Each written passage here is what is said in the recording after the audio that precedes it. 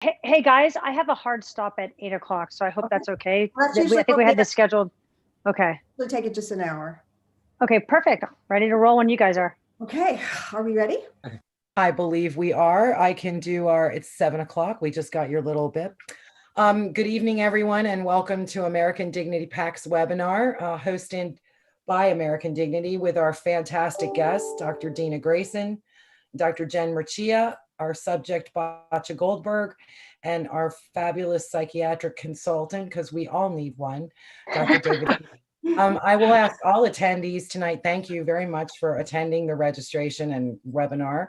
If you have questions, please put those into your chat to all panelists. Melissa will certainly take advantage of looking at those, as will our panelists. And I'm just going to disappear because I do that. All right, well, jump in when you need to. Will do. Okay.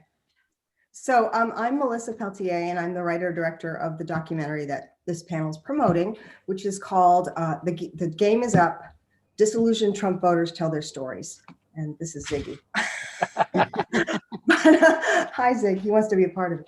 But it's basically, I call it like a 12-step program for people who want to get out of Trumpism. It's really, really poignant stories of people who voted for Trump, who supported Trump, and then lost that love and feeling, and they lost it for a reason. And so we really do a deep dive into who they are, why they voted for Trump, because there's very few people voted exactly for the same reason. You know, that's the thing about Trump, is you could read a lot into him that you wanted to see. And then they all had turning point moments that were really kind of dramatic. And then they've all had made major changes, life changes, because of this, whether they are still a Republican or whether they went from Republican to Democrat, or however they were, their lives have changed because they had this revelation that Trump is bad and they voted for him. And oh my God. So that's what the documentary is about. The first thing I'm going to say is we need money. We need a lot of money, but we're almost finished. We're really about to release this. So I would love it if somebody hit the donation or Act Blue donation for American Dignity PAC. If not, this is all free and just enjoy it. And we are going to get this finished probably in about a week, hell or high water, money or not. So anyway, let's start by introducing our panelists. Dr. David Rice is a psychiatrist. He's been a psychiatrist you're at Mass General now? No, I'm based in San Diego, but I've been on both coasts until the pandemic. Right, because you were in Boston quite a bit, and then you were a lot in Boston. Yeah, and then you were in California, and you were in New York. His bio says he's treated more than 12,000 people, or evaluated, treated, and he does, I guess, a lot of evaluations. He's published everywhere, and he was a contributor to the book The Dangerous Case of Donald Trump. And Dr. Jen Murcia is a rhetorician. She teaches rhetoric and political discourse at the Texas A&M, and she participates in our documentary. She's one of our experts talking about the rhetorical genius of Donald Trump, which, you know, nobody wants to hear the word genius when it comes to Donald Trump, but actually he has something going on there when it comes to convincing people and using words and rhetorical techniques to get people to change their minds. And then, of course, Dr. Dina Grayson, who we all know, who's my dear friend and who's in Florida. And she's a medical doctor, a research scientist, and an expert on viral pandemics. She worked on the Ebola virus during the Obama administration, and she's the one who I think it was a direct message group you and I were in end of December was saying, you know, guys, this COVID thing is not going to stay in China and we have to be prepared for it. And that's amazing in December that she was saying that. And I told my husband in December, he didn't believe me until March. So that's true. We did. And then we have Bacha Goldberg, who's this lovely young lady who's now in Tel Aviv in college. She was at age 16, was it, that you founded the club, or 15? Yeah, 16, 15, 16, yeah. Yeah, at age 15 or 16, she founded the Brooklyn Young Republicans Club, or Teen Republicans Club. Teen Republican Club, yeah. Right. And started contributing to Republican campaigns in Brooklyn and New York, and became like a rising young star in the Republican Party. And she went to the inauguration. She used to go to Turning Point events. She went to CPAC a couple of years. I mean, she was really very, very gung-ho in the whole young Republican world, and voted for Sadly. Trump, of course, and went to rallies. And she had a turning point that was not the turning point that Turning Point was hoping for, and changed her mind about Trump, and is a really powerful story in our documentary. It's really moving story. So I just wanted to start out by asking Dina. We're talking about COVID and rhetoric and propaganda, and you think that, I certainly would think that a pandemic would bring people together. It would bring the world together. We would all we have a common enemy. It's not human, it's a virus. But apparently that hasn't happened, and it's happened in other countries, but not here. Where are we right now with that? Well, I mean, here in the United States, we're a laughing stock. We are a global laughing stock. So understand, there's a little bit of context here, Melissa, is that the United States is literally the world's leader by a wide margin in biomedical research. And I say that as an MD and a PhD, and I say that with pride. I don't say that, I'm not trying to brag. That's just factual. And a big part of that is that we invest as Americans via the NIH and other wonderful research institutes. We invest there. We also invest in our academic scientists, and we are a biomedical research engine. That's why all the world's, most of the world's top biotechnology companies that create innovative new cures are here in the United States. The vast majority, not all, but overwhelmingly, we lead. So understand that backdrop. We also have the CDC, world-class disease hunters, disease trackers. We have experts that I've worked with as well within Department of Defense, within the intelligence community. I mean, we have literally a force of scientists and physicians who are incredible, world-class. And we should be leading that effort. And you're right, there have been many countries that have been, I think, supportive of one another. But unfortunately, we're really in a situation where it's kind of been all for, basically people kind of going their own way. And I think a big part of that is that void of leadership, which is the United States usually plays this big role of a coalition. Hey, we're going to have a vaccine sharing, situation. We're going to have to figure out how do we ethically do this. So if you pitch in money, here's the funds. Nothing like that happened. That's the unfortunate nature of the beast. Now, I will say that China has played a role in this. They were very close-lipped, but they were close-lipped internally. As we discussed this starting in December, and this outbreak was spreading like wildfire through China. It was really clear, and that's why I raised the alarm, because look, the world is small, and it was going to spread. Now, it would have been a very daunting situation for any leader in the United States. We have tons of people traveling to and from China. Then we had a bunch of people traveling from Italy when the outbreak spread there, going to and from New York. This is the reality of this smaller world that we live in. That having said, you can look at other countries. I mean, people know London is an international hub. We've got other places, Germany, France, Spain, Italy. We even have countries, these, I'm going to quote Trump, so forgive me, but he called them shithole countries, right? In Africa.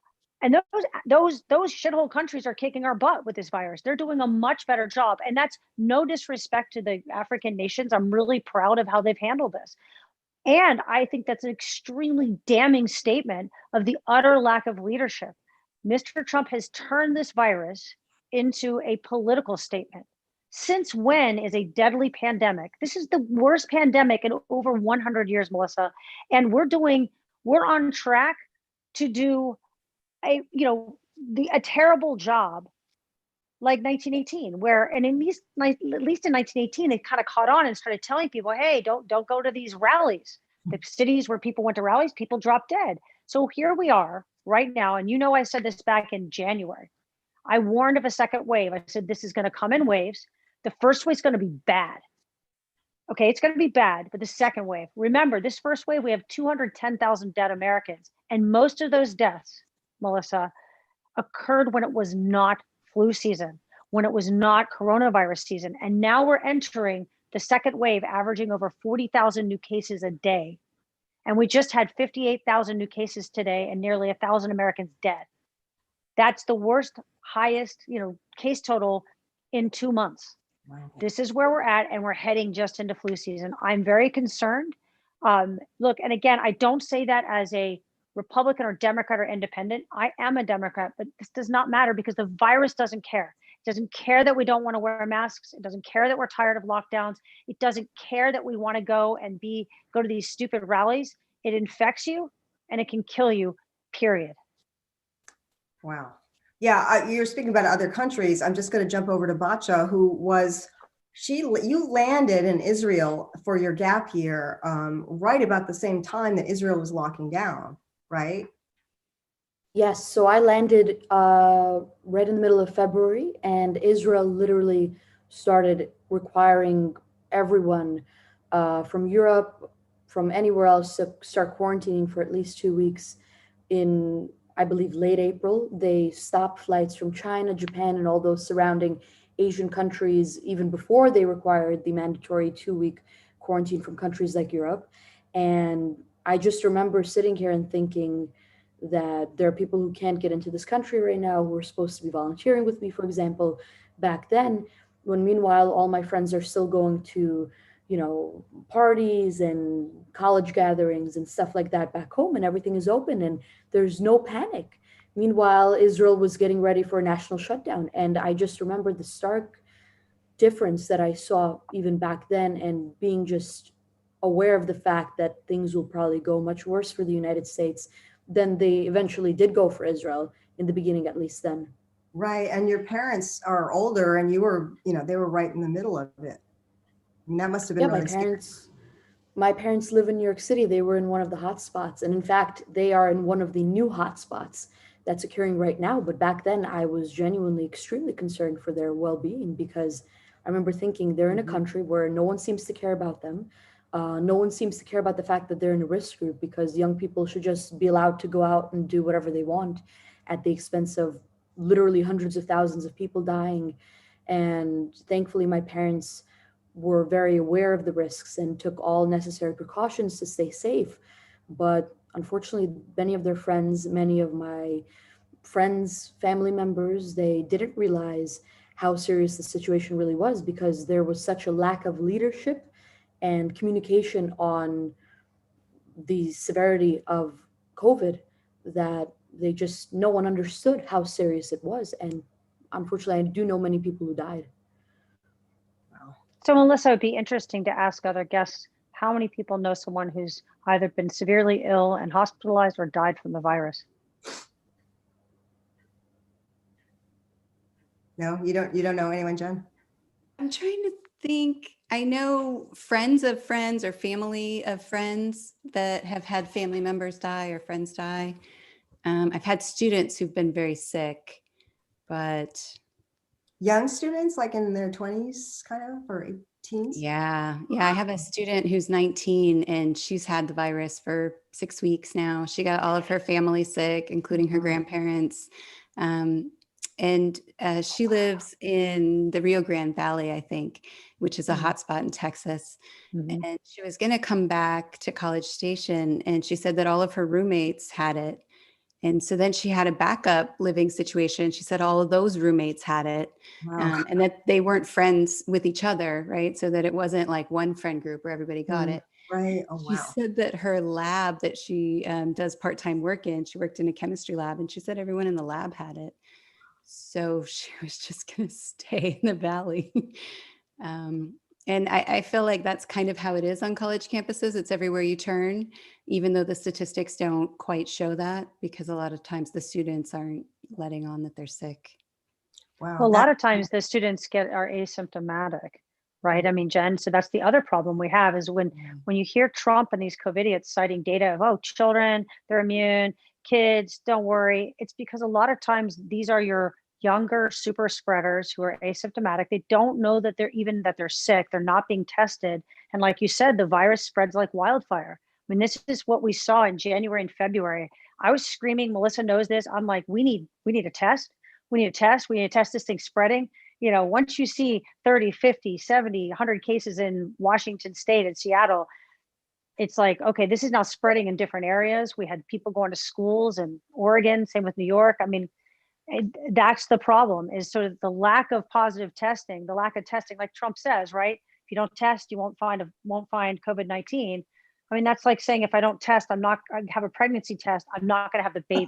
I mean, it's just stupid. So it's, Yeah, I've been. Yeah, and I just want to add, going back to No, children being mega spreaders in Mhm. Israel. That's actually what led to the second Yep. wave. Is when the schools reopened, everything just started going to hell again after they'd had everything so under control. So it's a very big issue, and I Bachia's don't right. understand why it's not being taken seriously. But Happened Bachi is during- right. Bachi is right. The largest outbreak in Israel came from one high school in Jerusalem. It's one of the largest outbreaks in the entire world from a single place. You're spot on, Bachi. And it comes from one gymnasium, one high school in That's Jerusalem. Oh, David, I'm just wondering, Yeah. 'cause you had written an article for New England Journal of Medicine about how, like, psychologically doctors are just so overwhelmed by this. And, you know- I didn't write that one, someone sent it to me. oh, But, you know, I thought that was what you wrote. but I wish I had. But yeah, it's been very overwhelming. I mean, even personally, I left Boston on March 2nd, and the hospital I was at, I was on a psych unit. Actually, I flew out on March 3rd. March 2nd was the first meeting we had with administration to try to devise a plan for how the psych unit might function. And we had no idea. We had no idea what testing was available. We had no idea if people got sick on the unit who would have to be quarantined. Or there was no plan as of March 2nd. Jeez.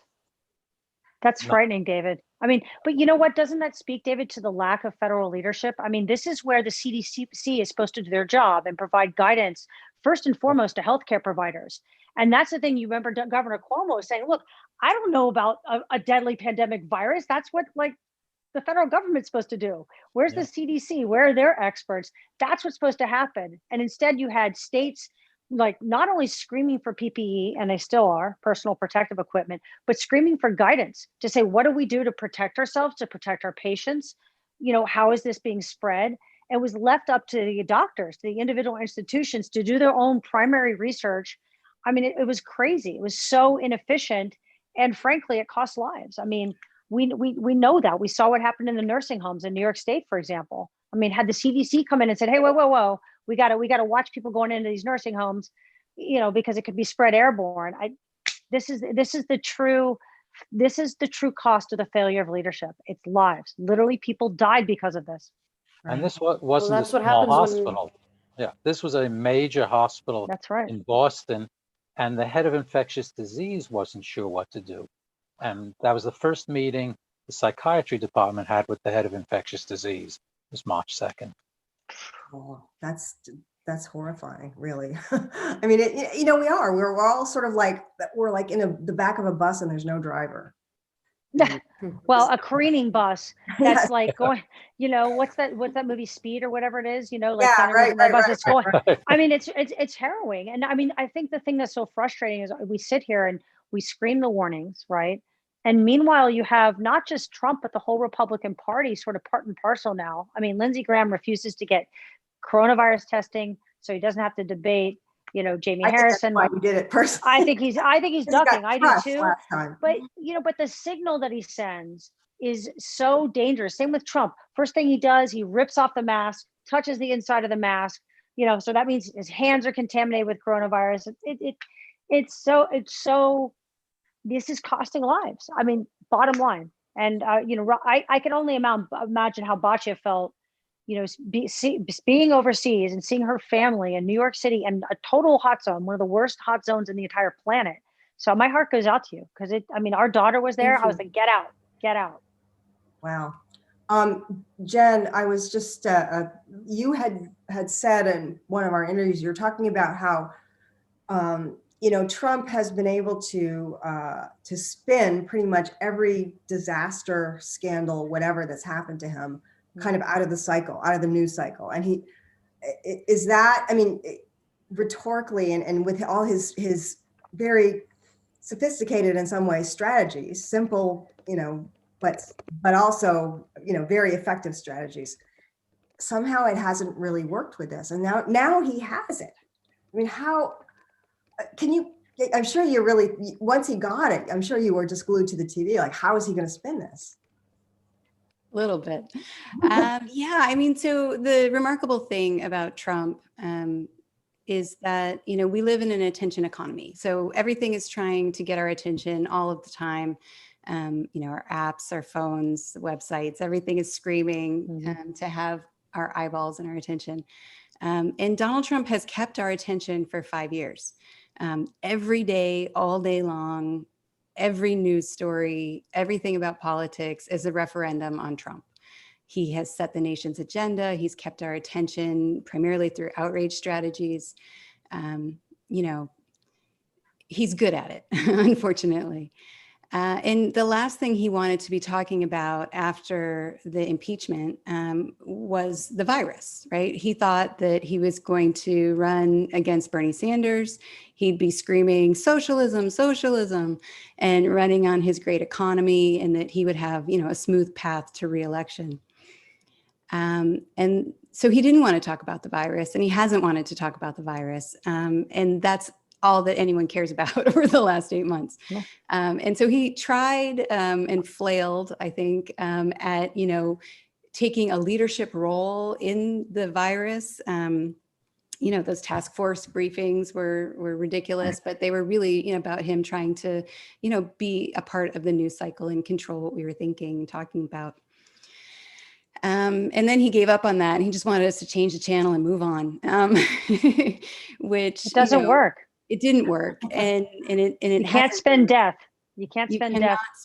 You cannot spend the fact that we're afraid to leave our homes. Now that he's sick and he's gotten, a good portion of his colleagues and people who work at the White House sick, people are wondering if, the White House isn't safe, then is my house safe? And they're answering no, right? And especially as you say, doctor, the flu season is upon us, and, we're hunkered down. My child is in elementary school and she's going to school online, but there's a lot of kids in her class. And, we've gotten probably 5 notices now from the principal saying that someone has come down with the virus since we started the semester.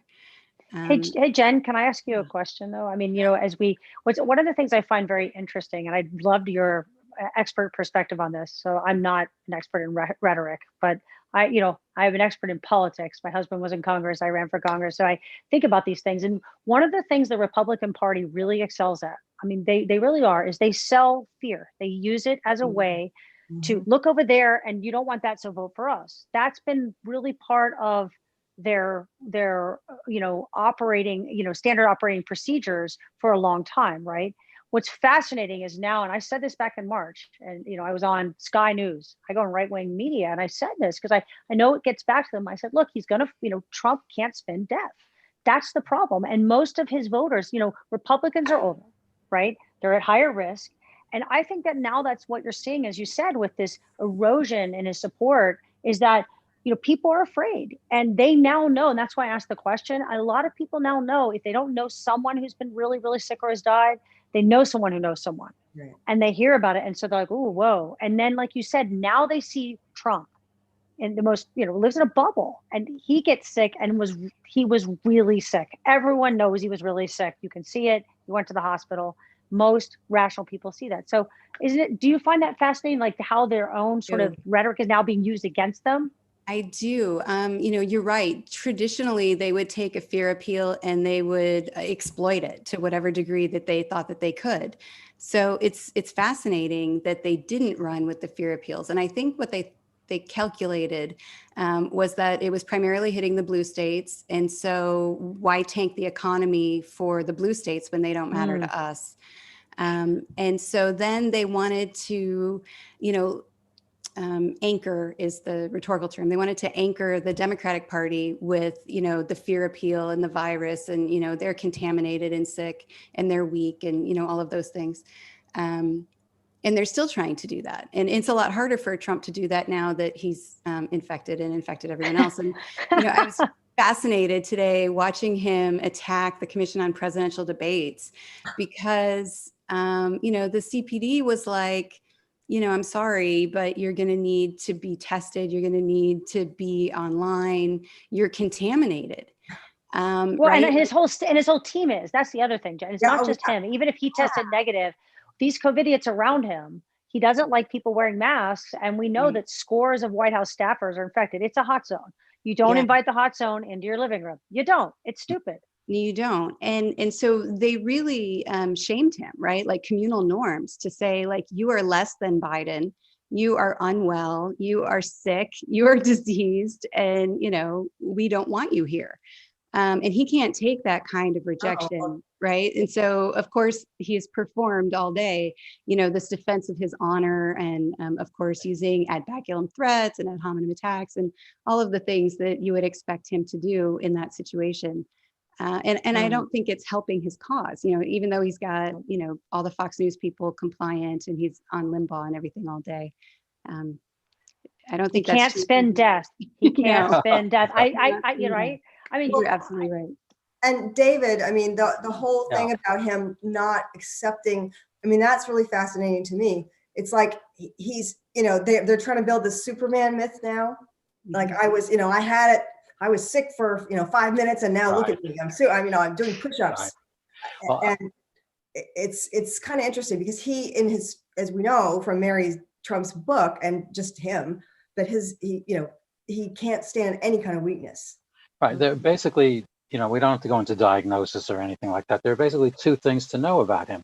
One is that he has one interest, and that's himself, and he really has no other interest than what's good for him. And the so, other, Doctor, you're saying he's a narcissist. Sorry. Might be. Essentially. Might be. Pardon me, Doctor. Dr. Rice. And the other part, and this goes hand in hand with narcissism, is that he relies on what we call impressionistic thinking, which is that reality is defined by feelings rather than facts. And we all started that way as kids. We all still carry some of it. Advertising plays to that. Normal political spin. It all plays to emotions, but he lives it. His reality is what he feels is good for him at the moment. And if 2 moments ago he felt something else was good, then that was the reality.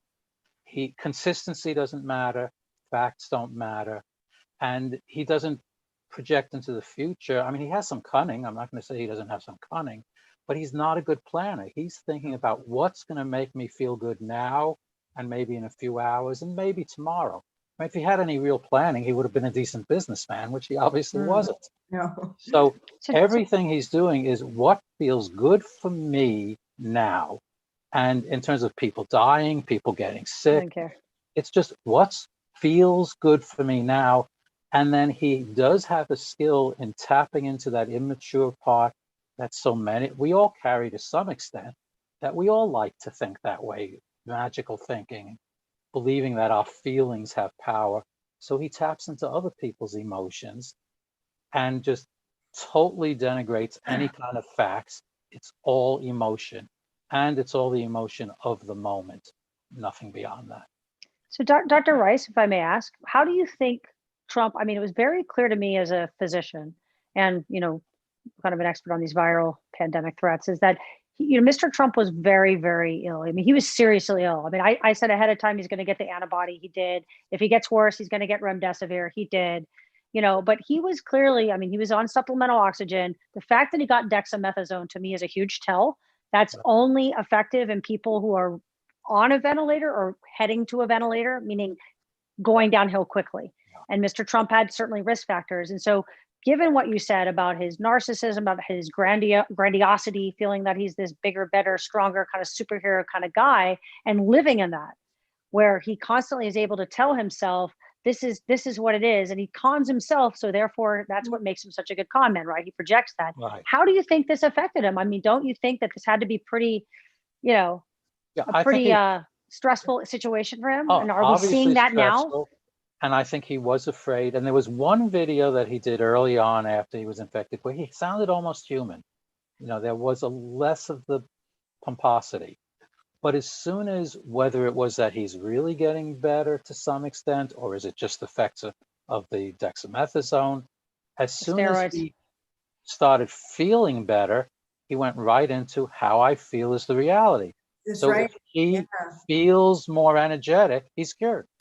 Now, what's happening with the virus, what's happening in his lungs, what's happening in his kidneys, I mean, it's anyone's guess. We don't have the data. You know a lot better than I what the Well, odds are. But in his right. mind, he feels better, so he's cured.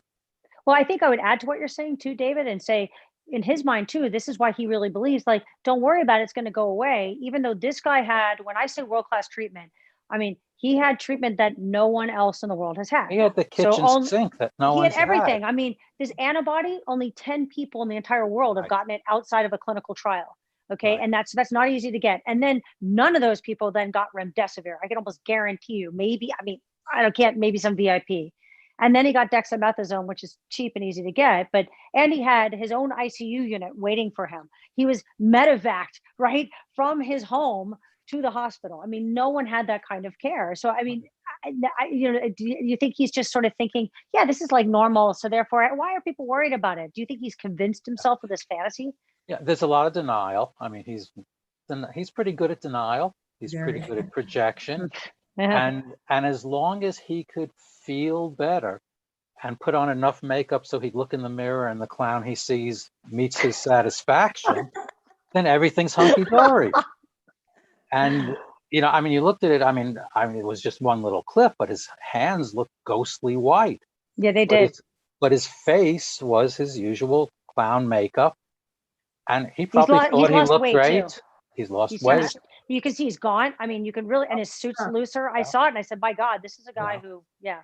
But I'm sure he does Oh, not have an accurate perception of himself Of course by not. any means. He sees Look, what he nobody wants would to wear see. that makeup if he did.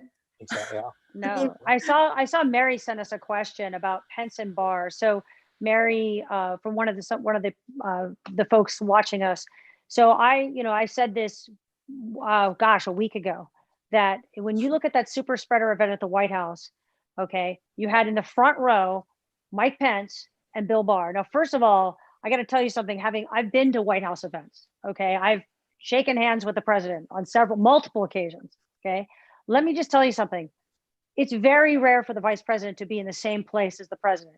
It is very, very rare for obvious reasons, because if something bad happens, you have a crisis of leadership. Remember Alexander Haig, I'm in control here at the White House, okay? Right, When right. Reagan got shot. So this is like, you don't, it's like a big no-no. So now imagine you're in the middle of a deadly pandemic and a bunch of maskless people from all over the country fly in. So you decide, let's have the president and vice president there. It's incredibly stupid, all right?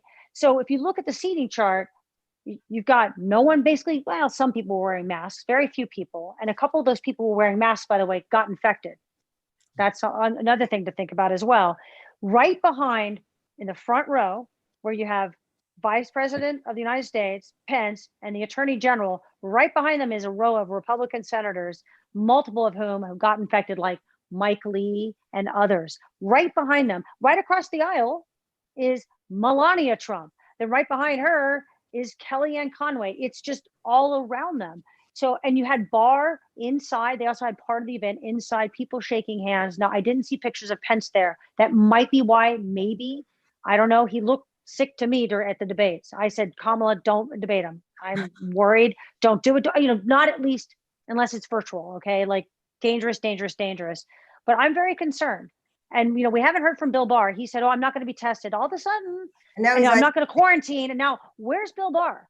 yeah. And every single one of Trump's debate team prep, okay, they're all infected with the exception of maybe Rudy Giuliani. We don't know about. Chris Christie is in the hospital fighting against the virus. I don't know. He's got risk factors. So, that's the answer to your question. And we're not hearing any information. Do we even know where No. Hope Hicks is? Yeah. We don't know what's going on with Christie. We don't know what. Have we even heard anything amazing. about Melania? I mean, right? Yeah. Nothing. Trump hasn't even mentioned his wife, Just wife. that What about his recording that kids? was leaked of That's and her. his kids. Yeah.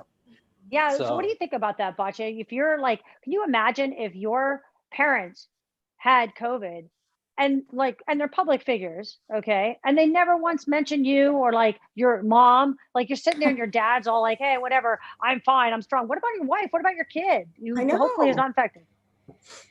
I'm really hoping that his kids have a little bit more awareness as to what's going on. And if I were them, I would be genuinely concerned about their father, not only in regards to his health, but his mental Exactly. capabilities at the moment. And I really hope, I really hope if they are sane, that they do have these concerns, and that they are voicing them at least to Melania, and to try to Well, where's kind of Ivanka been? get her to.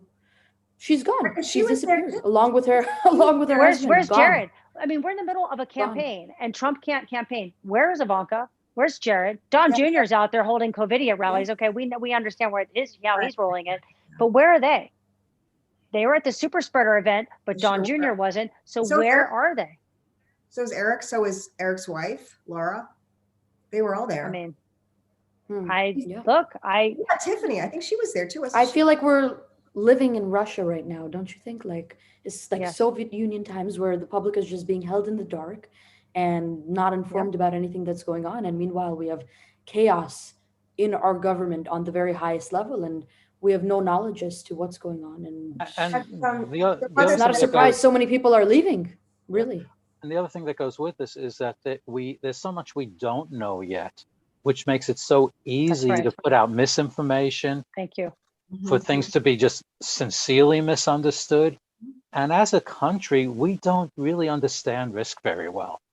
We don't, people generally don't understand how you weigh risks. Like, there's a valid question of how much do you want to shut down in terms of the costs of it, but no one is looking at that in a really rational way.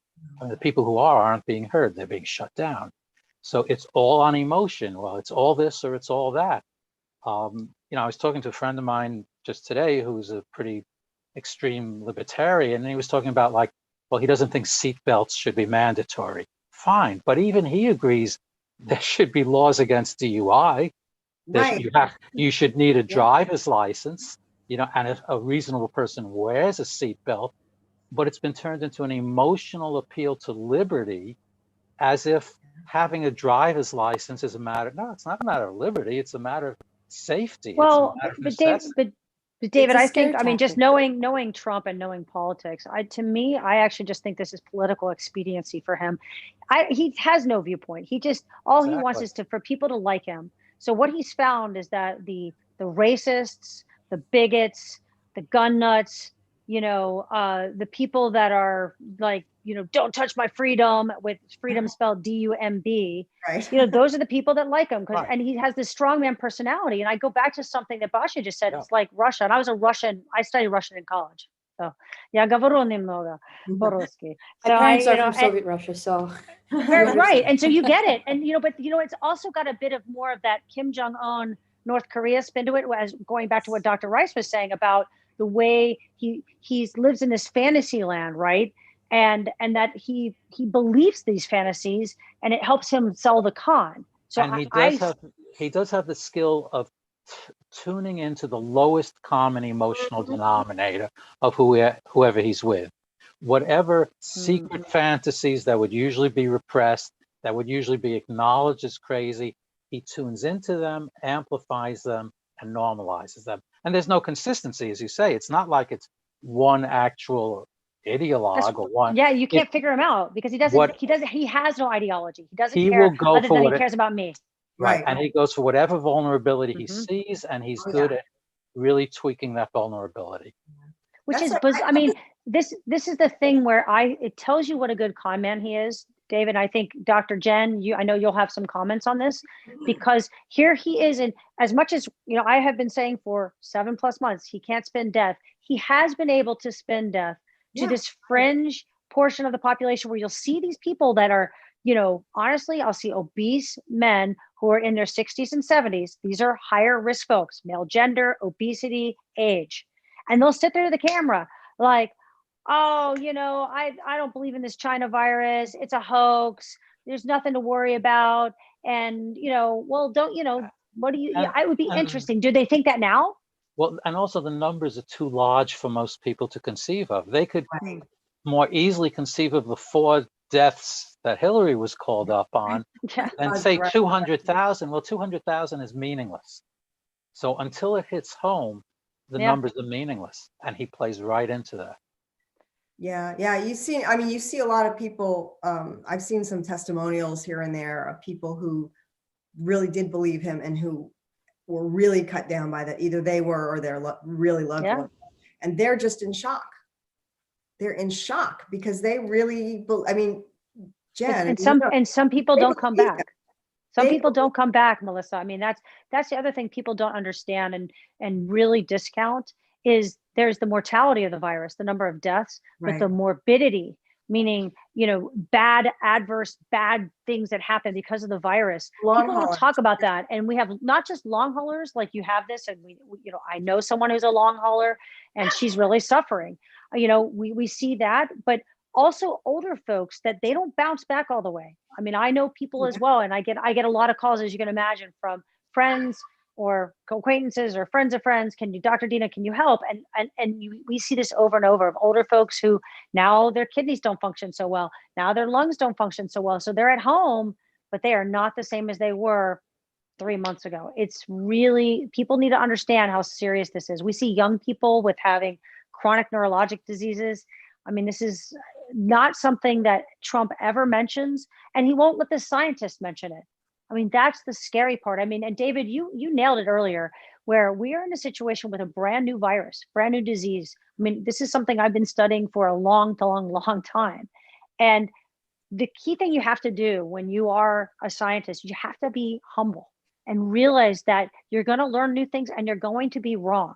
I mean, And and you that's have to always, exactly what Trump played on, is because yes, we didn't have the data to be definite, and because week to week we got new data and that's things right. changed. Well, that proves you know nothing. No, that's The science. deep state. It's the deep state, he kept saying. And I mean, I'm sorry, but like I know people, FDA people, and they're just like, we're not the deep state.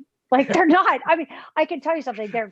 These people are definitely not. They're solid. They are, really there to defend and protect patient safety. Just like the CDC, they're there to defend and protect our country from threats. I mean, that's what they do. They are a true biodefense. I mean, and that's it. And you're right. He used that newness, the uncertainty, and that's where you actually, as you mentioned, you have to actually be more transparent. You have to be like, I thought Governor Cuomo and did a really good job in having these daily press conferences and being very open and honest. Here's what we know. Here's what we're going to do. Here's what we learned. Here's where we were wrong. And he understood it. He took the time to read right. and understand and ask questions. So when he communicated it, he would communicate what he understood. Yep. And which really, I mean, I thought he was really remarkable in that. He was fabulous. As And he opposed acknowledged his mistakes. as opposed to he Trump's really did. team He that took tried to responsibility walk for the it. line, tried to walk the line between, not really contradicting him, but I'll try to slip in reality. That's not going to work. No. It didn't work, obviously. No, Well, and the polling shows that. I think Trump getting the virus, to me, it was no surprise. It was a matter of time. I think he's lucky it took this long, because now we had, more treatment options for him, and he got care that, again, no one else got. But it was no surprise, right? But I do think that there are enough reasonable-minded people that go, oh my God, this is serious, where, the last time any president was this threatened, where their life was this threatened, was Ronald Reagan. That was almost 40 years ago he was elected, right? He was elected 40 years ago. And this was a long time ago. I mean, I was a kid, my mom picked me up from the dentist. She said, the president's been shot. I was like, what? I remember that day. I mean, that's a memorable day. So that when you see the president of the United States being medevaced, okay, they did that when they did it because he was going downhill, and they also didn't want to take him out in a stretcher. Okay, Right. That's the other part of this, going back to what Dr. Jen said about sort of the optics of how he presents himself. Just to let folks know, we have about 15 minutes here. I just wanted to. Oh, I see some questions. Let's see.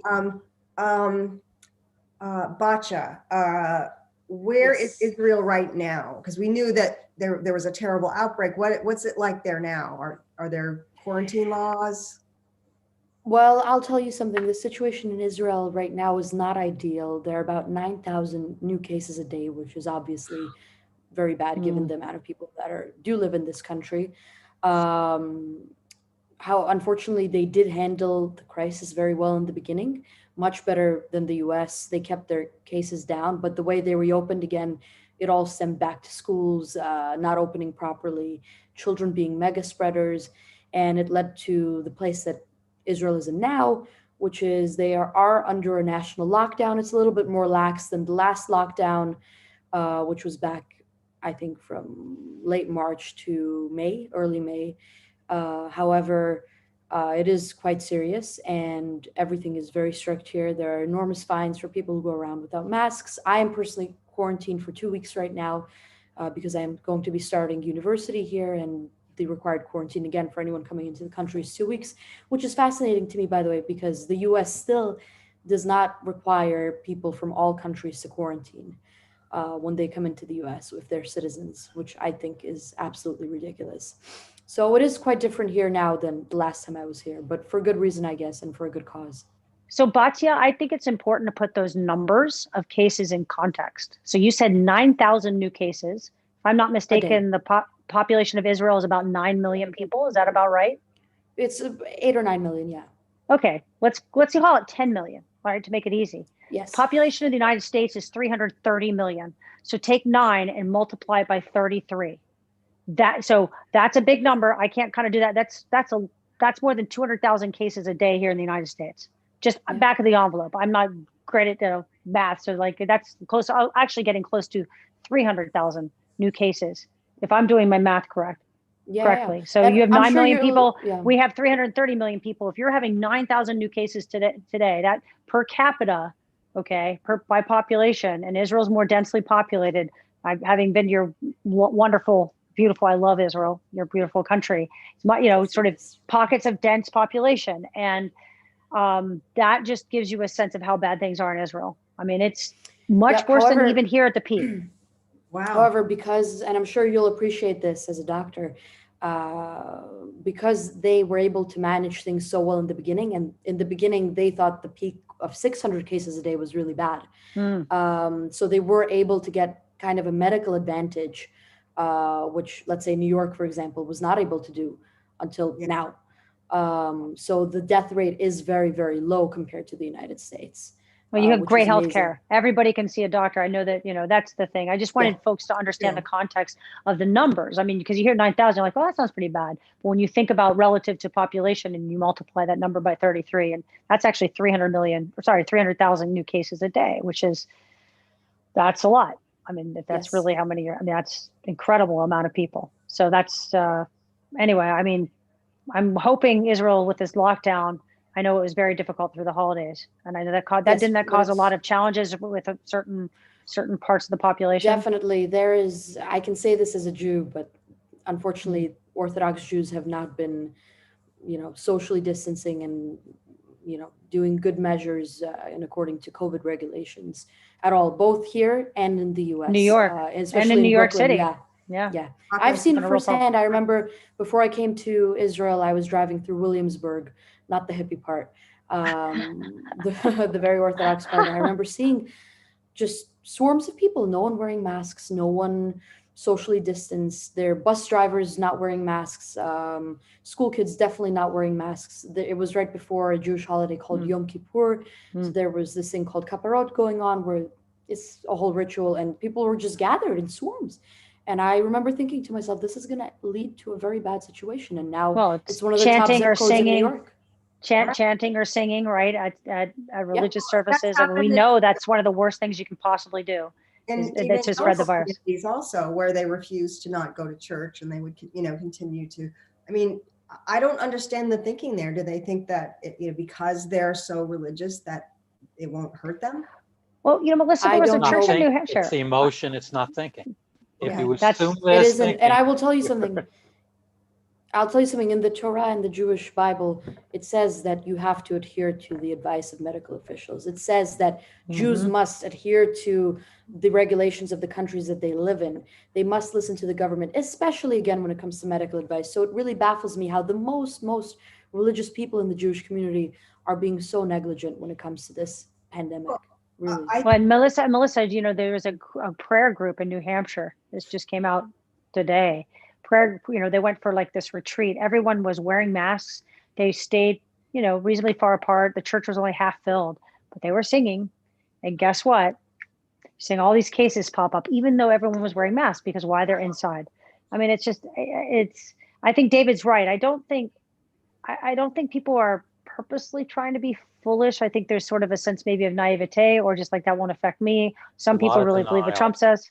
Denial. Yeah. Well, I even, you know, I see now, because I'm in this little community right now, and I've visited with my neighbors, and not in big groups, but we've all sort of been here, and the numbers are low here. So people are, I mean, I always carry a mask with me, but people are not, and I speak for myself too, we feel kind of safe-ish, and it's probably not smart.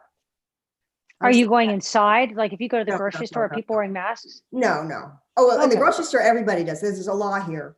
This So town. if you're saying you're like walking out in the street and you're not within 20 feet of I mean, 20 it's a feet of little somebody? beach community, so it's like, you know, Yeah. I'll hang out, I'll go over to my neighbor's house, and I'll be, you know, talking to them outside their house. They won't have a mask. I won't have a mask. But you know, I mean, I realize that this is not smart. And even though there's very few cases right now in the Cape, and most people here have not been anywhere, they've basically been here at their place. Just takes one person. That's the problem. I mean, and that's the you don't problem. know, And like, it is ace. the market. You know, and the weird thing about this virus is that, and this is where, you know, the scientists didn't get it right. I'm one of them. Okay, so like initially we were told, well, you know, there's no asymptomatic spread, and why? I mean, this came from Fauci, and we weren't getting the information from China. That is true. Now Trump was, according to Trump, he says, yeah, she called me up and said asymptomatic spread's a real problem. Okay, great. Well, that would have been nice to inform CDC and Dr. Fauci, and so that because it's very, very rare. That's what people have to understand. It's really, really rare. Normally, it takes people sneezing. I mean, you see it, some asymptomatic spread, but not to the degree that we see with this virus, where because it's new, you'd expect more people to get sick. So this is something where, you know, this is where you need that transparency of information, as Dr. Rice was saying. You have to be out there with the current information, with the experts, not a guy who's saying, hey, why don't we all drink bleach or inject it? I mean, you know, it was like a hostage video if you saw Dr. Burns. I mean, it's really interesting to me how Dr. Jen and Dr. Reese, I really feel like this could be either one of you. How does he manage to convince? I mean, was it the fact that he was able to tamp down what the medical community was saying? It's just amazing to me that the amount of people who follow him never didn't. He creates confusion, and the more confusion and fear, the more people are going to be. Their dependency is going to come out, and the more dependent you are, the more you're going to look for a magical leader. So, and that he's good at. He's good at creating confusion, creating chaos, creating fear, which sets everyone up to really wish there's a magical leader who comes up. And then he presents himself as that. And he believes it himself, so he's convincing. We have a question here that I'm sure this is an interesting one for Dr. Jen. How is this the ultimate form of demagoguery? Well, a demagogue is an unaccountable leader. So Trump uses demagoguery, which are the techniques and strategies of a demagogue, to prevent himself from being held accountable for his words and actions. He's really good at it, unfortunately. And you know, if you think about the ways in which people have tried to hold him accountable, you know, whether it's during a debate just to keep him within the bounds of time limits and, you know, to not interrupt people. Chris Wallace going crazy. Jeez. Or like when he said the bleach thing, you know, could show the light. And then, you know, instead of saying, oh yeah, sorry, I was trying to be a big shot, my bad. You know, instead he says, aha, joke's on you, right? I was just being sarcastic and you didn't get it, right? So he just has a ton of really aggressive strategies for being a demagogue, right? For preventing himself from being held accountable. And, the thing that the New England Journal of Medicine, is that what it is this week? Mhm. The thing that they wrote, there was a line that they had in there that really stood out to me. And that was, what was a crisis turned into a tragedy. And Mhm. it didn't need to be a tragedy. And it's a tragedy precisely because of Trump's failed leadership. Mhm. And I do think that he will be held accountable. I mean, not in the moment today, but, November 3rd. November 3rd. People don't trust him. We So hope- one of the things But that we he's know, You know, he's very powerful because we've been trained from our own experience mostly, and from the media and Mhm. even movies, that villains, however villainous they are, we expect them to be trying to cover up what they're doing, Mm. to pretend that they're not villains. There's no pretense. He's right out there. So it really throws everyone off, You because know, it I isn't had your a- villain who has any shame about being a villain.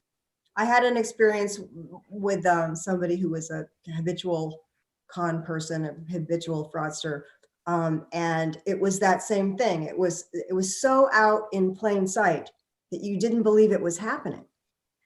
Yeah, because you're put in the position of You would saying never either do I'm that. crazy or Right. they're totally crazy. Totally. If he's the president, how could he be totally crazy? But it's totally crazy. Well, yes, he has and that David, I think Savannah that's man. why the New England Journal of Medicine and Scientific American. I mean, look, first of all, New England Journal of Medicine is not a liberal rag. It's No. not at all. I mean, that's like the most oldest, most prestigious medical journal in the country. It's one of the most prestigious in the world. And you had them, and you also had Scientific American for the first time in its 100 and plus years of publishing. Scientific American endorsed Biden. They don't do this. That's not what they do. And New England Journal with that, I mean, I saw that. That's why I put flames on my tweet. I mean, I was like, whoa, I read that. I was like, oh my God, I've never seen anything like this. I mean, I work with, folks that are on the editorial board. I've worked on other projects with them. I mean, this is not, their politics are not this way. And frankly, it's an apolitical journal, but it's so bad as it's so egregious. And as Dr. Jen said, to take, this, what was a crisis, and turn it into a tragedy, a travesty. It's beyond a tragedy. It really is beyond partisanship. And that's what we're seeing with this, is that people are finally starting to grasp this is not a partisan issue. This is a sanity issue. Yeah. One of the things that I think is really working against Trump right now is the fact that he has spent the last 5 years just trying to win the day, right? Just trying to win the news cycle. And I think that goes to what you said about the short-term thinking and, just sort of in the moment. And what we know about credibility, the Greek word is ethos, from a long time of study, is that people trust or give, credibility to speakers who they believe have good information and who have good reasons or good motives for sharing that information, trying to persuade them. And I think that Trump's, just win the day strategy was really short-sighted in that he has no credibility, he has no ethos. And so it doesn't matter, that there are still, a core of 30% or whatever of the nation, that are really still in the Trump bubble with Fox News and everything else, where he does still have credibility, because he doesn't have credibility with that other 70%. And he can't earn it, Nope. late in the game. Yeah. People are a motivated to long-term vote him out. strategy. You have to build that over time. And he has done the opposite.